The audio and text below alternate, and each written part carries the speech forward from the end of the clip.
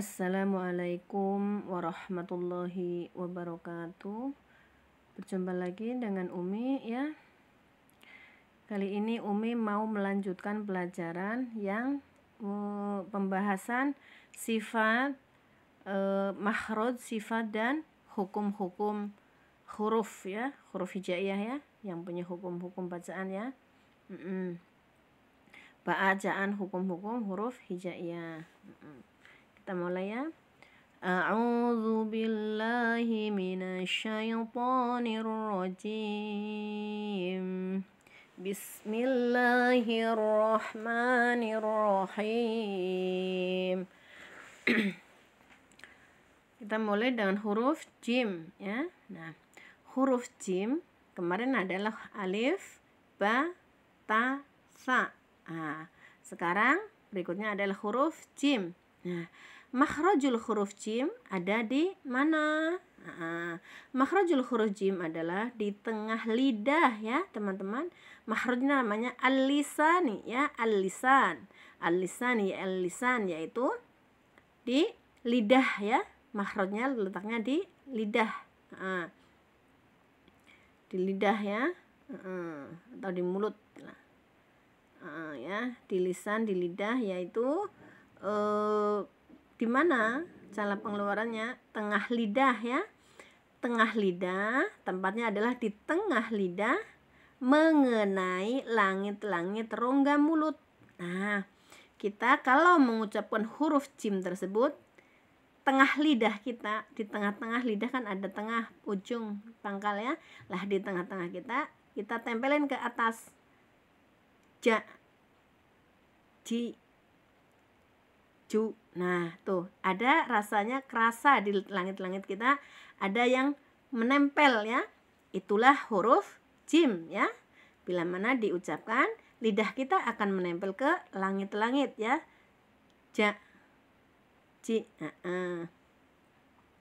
Nah, sifatnya itu tadi adalah makhrajnya ya. Makhraj adalah letak huruf ya. Letak keluar huruf tersebut. Letak huruf. Nah, sekarang sifatnya adalah yang pertama jahar. Jahar adalah adanya getaran dan banyaknya tahanan ya, tertahan. Adanya getaran, sedikit getaran ya. Itu adalah huruf jim. Sifat yang kedua adalah dia mempunyai sifat siddah. Apa itu siddah?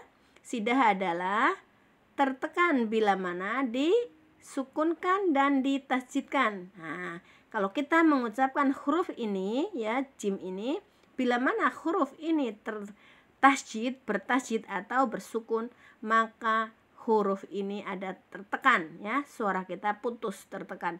Contohnya aj, id, uj gitu ya. Itu bila mana disukunkan dan ditasjidkan. Tapi nanti ada hukum huruf mati. Ini termasuk masuk bacaan hukum huruf mati ya teman-teman. Tapi nanti ya. Selanjutnya huruf jim sifatnya adalah istifal. Istifal adalah maaf ya, kering banget tenggorokan. Huruf jim adalah sifat isti'la adalah istifal, bukan isti'la ya. Sifat istifal adalah tidak naiknya pangkal lidah. Jadi pangkal lidah kita kalau mengucapkan huruf jim ini datar. Datar ya. Dan infitah yaitu tidak terkumpulnya lidah kita ke langit-langit mulut, atau bisa dikatakan jadi rongga mulut kita ya, rongga mulut, langit-langit mulut itu ada ruangan tidak terpenuhi dengan lidah, atau yang gampangnya adalah tipis ya. Istifal sama infitah adalah yang artinya tipis. Nah, sekarang sudah makhraj dan sifatnya, sekarang hukum bacaannya. Huruf jim mempunyai hukum bacaan apa aja sih gitu ya. Nah, pertama, huruf jim mempunyai hukum bacaan huruf mati ya teman-teman. Huruf jim mempunyai hukum bacaan huruf mati, yaitu adalah qalqalah. Nah, huruf jim ini bila dimatikan atau disukunkan, dia akan mempunyai bacaan tersendiri ya, yaitu qalqalah, artinya memantul. Memantul atau dipantulkan suara kita ya. Dan tapi jangan lupa zidahnya harus dikasihkan, yaitu tekan dulu baru dilepas ya. Aj, itu contohnya. Aj, uj, ij. Begitu ya teman-teman. Itu namanya hukum bacaan dari huruf mati, namanya qalqalah. Hukum bacaan dari huruf mati yang dinamakan qalqalah. Masya Allah. Yang kedua, huruf jim ini mempunyai hukum bacaan dari nun mati dan tanwin ya. Huruf jim ini mempunyai hukum bacaan dari nun mati dan tanwin. Apa namanya? Namanya bacaan ikhfa. Ikhfa hakiki ya. Ikhfa ya, namanya bacaan ikhfa. Bila mana ada nun mati dan tanwin bertemu huruf jim, berarti kita wajib membaca dengan bacaan hukum bacaan ikhfa, yaitu samar ya. Di situ ada hunah juga. Nanti pembahasannya di pembahasan ikhfa, hukum nun mati ya, hukum-hukum nun mati dan tanwin ya. Di sini cuman mengatakan nama-nama hukumnya saja ya, hukum bacaan saja. Yang ketiga adalah hukum mempunyai hukum bacaan dari huruf mim. Mim mati. Bila mana ada mim mati bertemu huruf jim tersebut, kita baca namanya bacaan idhar safawi ya. Idhar safawi adalah hukum dari nun mim mati, bukan nun ya teman-teman. Idhar safawi adalah hukum dari mim mati ya, bila mana bertemu huruf jim tersebut. Nah, yang keempat adalah hukum dari lam ta'rif. Hukum lam ta'rif yaitu alif lam Qamariyah, alif lam qamariyah atau alif lam qamari ya, atau lam ta'rif ya. Bila mana bertemu huruf jim ini kita baca jelas, alnya dibaca jelas ya, yaitu namanya idhar qamariyah ya. Idhar qamariyah atau alif lam qamariyah. Yang keempat ada ya. Yang kelima adalah mempunyai hukum bacaan dari idgham ya. Idgham ada hukum bacaan, hukum idgham ada 3, yaitu idgham mutajanisen, idgham mutaqariben, idgham mutamasilain. Nah, nanti di situ kita bahas tentang idgham ya, pemerinciannya masuk ke idgham. Nah, setelah itu kita ada lagi yaitu hukum bacaan lam mati ya teman-teman. Tadi ada lam ta'rif, sekarang ada lam mati. Nah, bedanya apa lam ta'rif dan lam mati? Lam mati itu tidak ada hamzah atau alifnya sebelumnya ya. Bila kita baca huruf lam mati bertemu dengan huruf jim, kita baca jelas atau idhar ya. Idhar hukum lam mati. Gitu ya teman-teman. Selanjutnya adalah huruf H. Huruf H ini diperjelas ya. Hukum lam mati sama dengan alif lam ta'rif ya. Bedanya kalau lam mati sebelumnya tidak ada alifnya. Tapi kalau lam ta'rif pasti ada alifnya. Namanya alif lam qamariyah ya, yang dari hukum lam ta'rif ya. Sama-sama idhar qamariyah. Bedanya hukumnya dari lam ta'rif ya. Selanjutnya huruf H. Huruf H, makhrajul huruf H adalah huruf H di tenggorokan bagian tengah ya teman-teman. Makhrajul huruf khalqi namanya ya. Ada 3 bagian, pangkal, tengah, ujung. Kalau H di tengah ya, itu namanya makhrajnya di tengah tenggorokan. Selanjutnya adalah sifatnya 1, hamas, mengalirnya nafas. Kedua, rokhwah ya, mengalir suara bila diucapkan tidak ada tekanan ya, mengalirnya suara. Dan yang keempat adalah istifal, infitah bukan istifal, maaf. Infitah ya, infitah, infitah atau istifal, benar, istifal atau infitah. Istifal adalah tidak naiknya pangkal lidah, infitah adalah tidak naiknya lidah ke langit-langit mulut, alias tipis. Huruf H ini adalah bacaan tipis, lidah kita datar. Nah, selanjutnya hukum bacaan dari huruf H. Mempunyai hukum apa saja? Huruf H, satu, mempunyai hukum bacaan huruf mati. Apa itu? Dia adalah namanya hamas ya. Hamas hukum bacaan dari huruf mati ya. Bila mana H ini mati, berarti kita wajib bacanya secara hamas, yaitu mengalirkan nafas. Kedua adalah hukum dari nun mati dan tanwin ya. Nun mati dan tanwin bila mana bertemu dengan huruf H, kita wajib membacanya dengan bacaan jelas atau idhar ya. Idhar khalqi ya. Khalqi adalah hurufnya dari tenggorokan. Yang ketiga adalah hukum dari mim mati. Hukum dari mim mati, bila mana kita membaca Al-Quran menemukan huruf mim mati bertemu dengan huruf H, kita wajib membacanya dengan bacaan yang namanya idhar safawi. Namanya idhar safawi ya teman-teman. Nah, kita baca jelas sesuai namanya idhar, tapi safawi adalah safatan hukum dari mim mati. Mim mati makhrajnya adalah di safatain, dari safawi, safatain dua bibir ya. Yang keempat adalah hukum bacaan dari lam mati ya. Lam mati, hukum lam mati adalah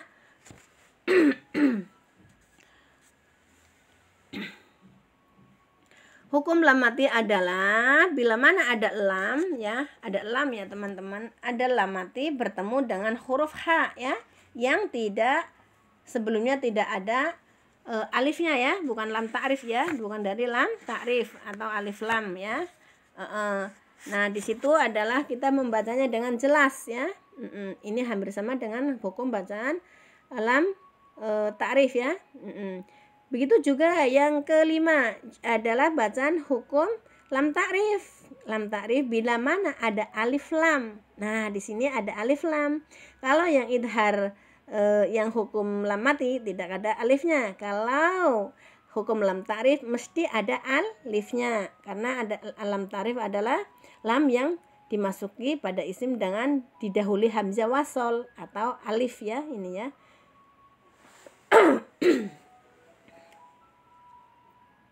Nah, jadi selain hukum bacaan lam mati yaitu idhar lam mati, ada idhar koma riyah, hukum dari lam ta'rif atau alif lam, bisa dinamakan alif lam koma riyah ya. Alif lamnya tidak terbaca. Alif lamnya terbaca jelas diidharkan ya. Alif lamnya dibaca jelas diidharkan. Selanjutnya adalah bacaan dari ikhfa idhom ya. Kita kalau idhom nggak usah dijelaskan di sini ya, banyak penjelasannya juga ya idhom ya. Idhom adalah dibagi menjadi idhom adalah idhom H ini mempunyai bacaan idhom, tidak mempunyai bacaan idhom, bukan ya. Bukan mempunyai bacaan idhom. Ya Allah, gugup ya, kita bikinnya gugup, mau masak, maaf. Nah, selanjutnya huruf kha ya.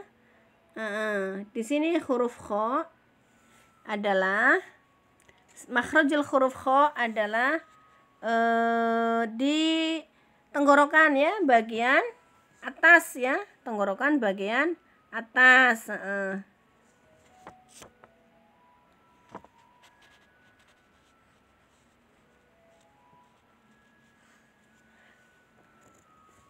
Huruf kho adalah makhrajnya di tenggorokan bagian atas ya. Itu adalah makhraj dari makhrajul hurufnya. Sifatnya satu adalah hamas ya, mengalirnya nafas. Kedua, rokhwah, mengalirnya suara tanpa tekanan bila mana diucapkan. Ketiga, infitah ya, istifal ya, istifal atau infitah, isti'la. Ketiga adalah isti'la, maaf ya teman-teman. Ketiga adalah isti'la, yaitu naiknya pangkal lidah atau tebal ya. Kalau kita mengucapkan huruf kho, pangkal lidah kita harus dinaikkan. Jadi kita harus naik ya, pangkal lidah kita harus naik. Selanjutnya adalah infitah. Infitah artinya pangkal lidah kita tidak naik ke langit-langit ya.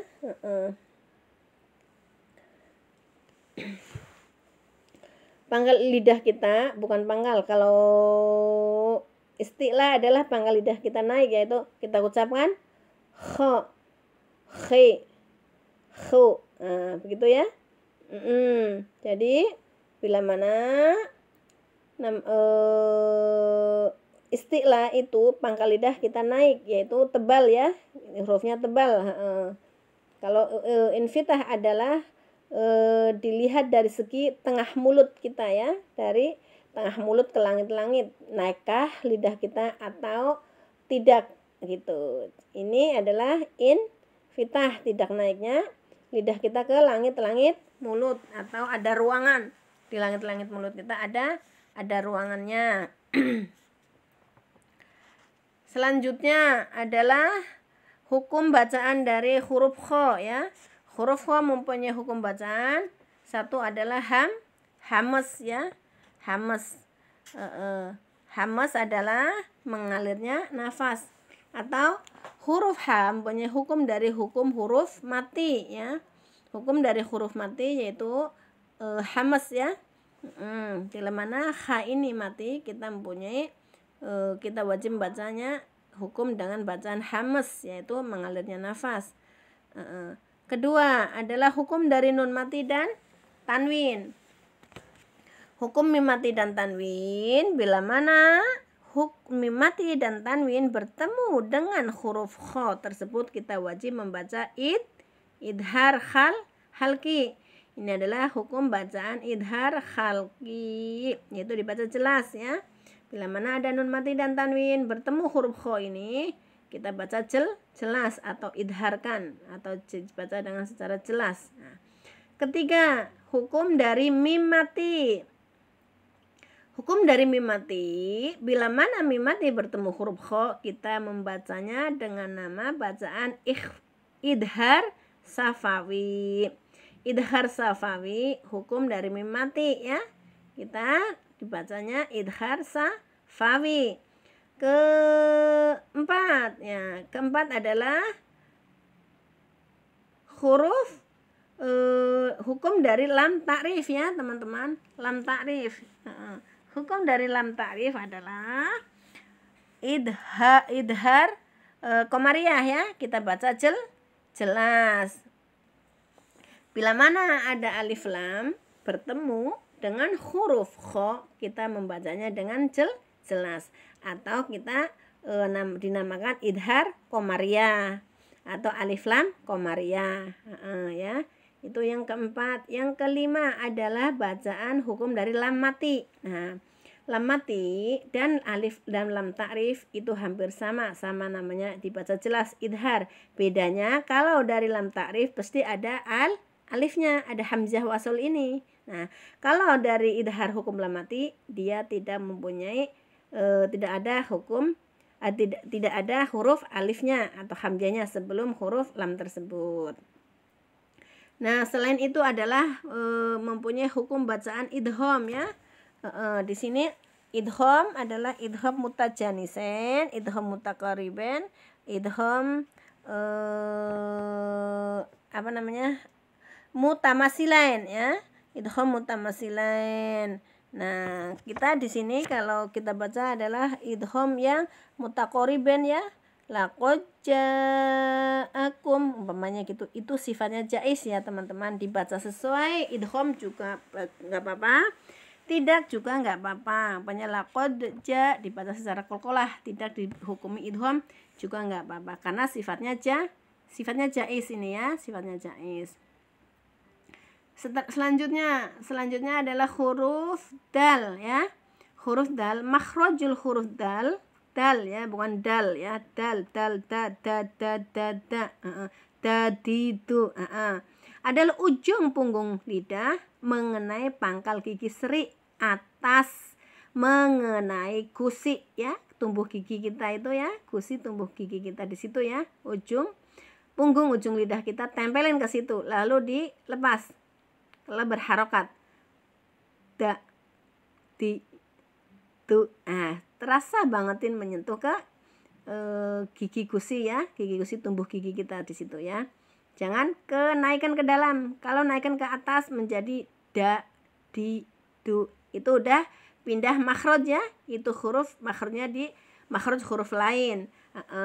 Jadi kita harus punggung ujung lidah kita tempelin ke gigi gusi bagian atas, yaitu da di du. Itu sifat itu makhrajnya ya teman-teman, makhraj huruf dal. Sedang sifat huruf dal ini adalah satu ya, mempunyai hukum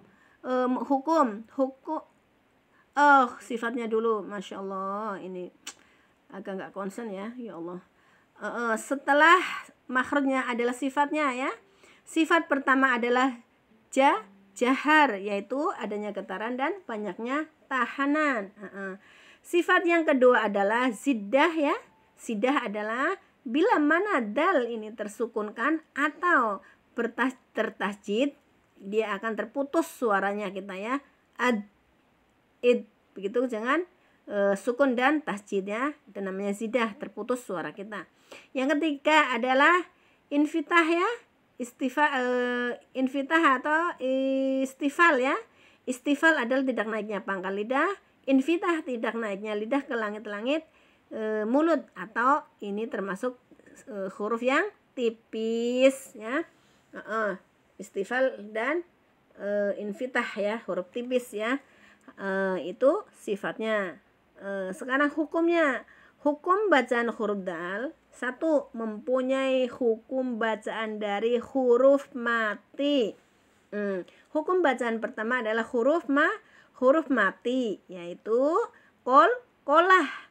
Bila mana dal tersebut mati, pasti itu harus dibaca dengan qalqalah ya. Caranya dipantulkan.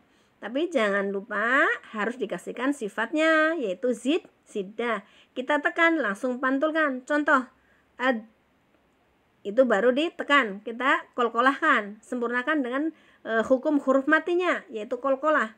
Kita baca ad, id, addu, addu, id, gitu ya, ad, uddu, gitu ya, addu, idda, iddi, banyak gitu ya, uddu,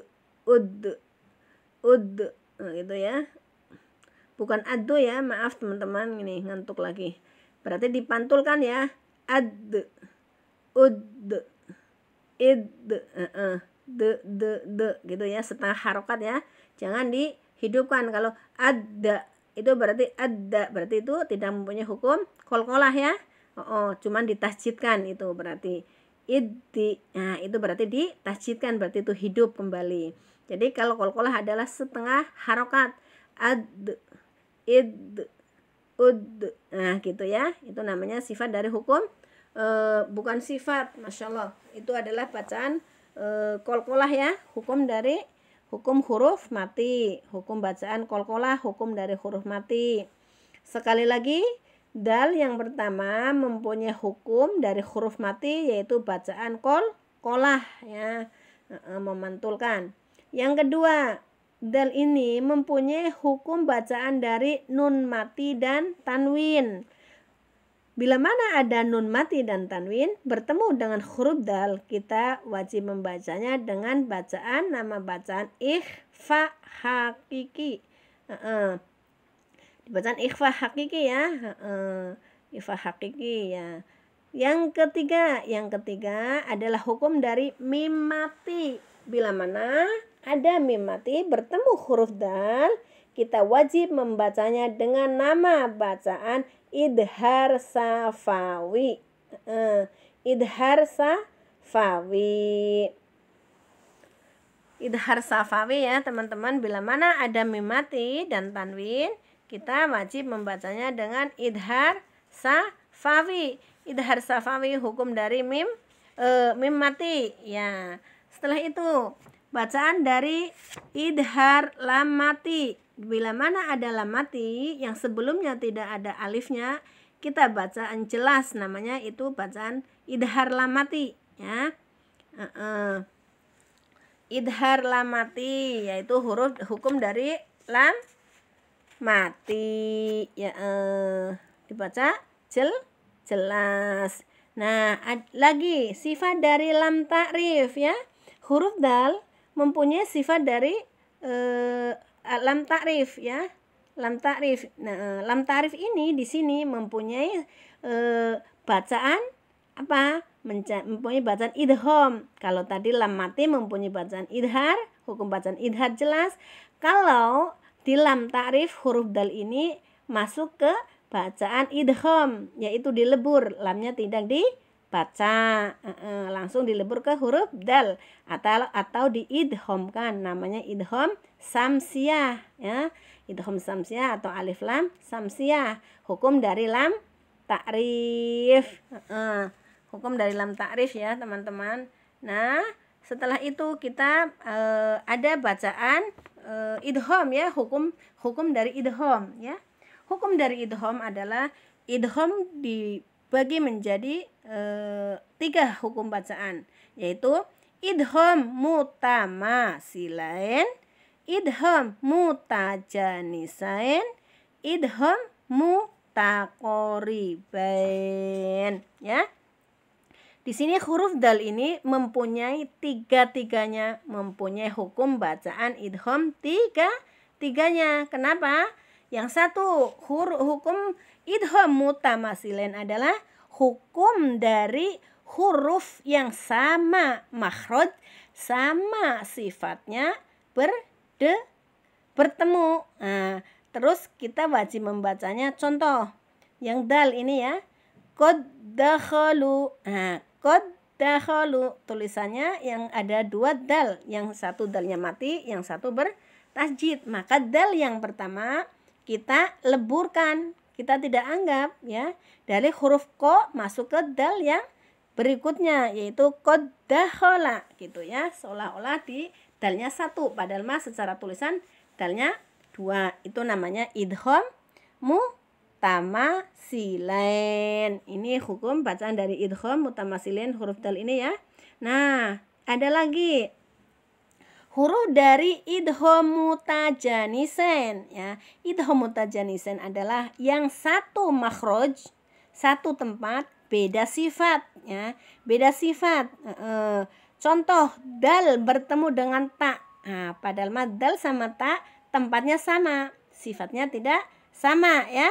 Nah, kita ketemu umpamanya wa in nguttum. Nah, wa in uttum ya, wa in uttum itu dibaca secara idgham mutajanisain, yang satu rumah beda sifat ya, itu wa id nguttum, ngudtum. Kalau yang secara tulisan adalah ngudtum, tapi secara bacaan idgham kita baca nguttum gitu ya teman-teman. Nah, setelah itu yang ketiganya adalah idgham mutaqoribain. Idgham mutaqoribain bila mana huruf dal ya bertemu dengan huruf sin ya, huruf makhraj yang berdekatan beda sifat, kita bacanya adalah diidghamkan. Contohnya adalah dal bertemu dengan sin ya. Dal bertemu dengan sin kita baca umpamanya Qad sami'a Allah, qad sami'a umpamanya ya, qad sa dibaca di sini tulisannya qad, qaf dal, terus bertemu dengan sin, dal bertemu dengan huruf sin, kita baca langsung ke qos. Dalnya tidak dibaca, kita lebur ke sin. Itu namanya idgham mutaqaribain ya. Kayak ada lagi lam sama ro itu ya. Lam sama ro kan tempatnya sama, makhrajnya sama, beda sifat, beda itunya. Tapi kita bacanya diidghamkan. Tapi ingat-ingat ini sifatnya jaiz. Boleh di qad sami, boleh.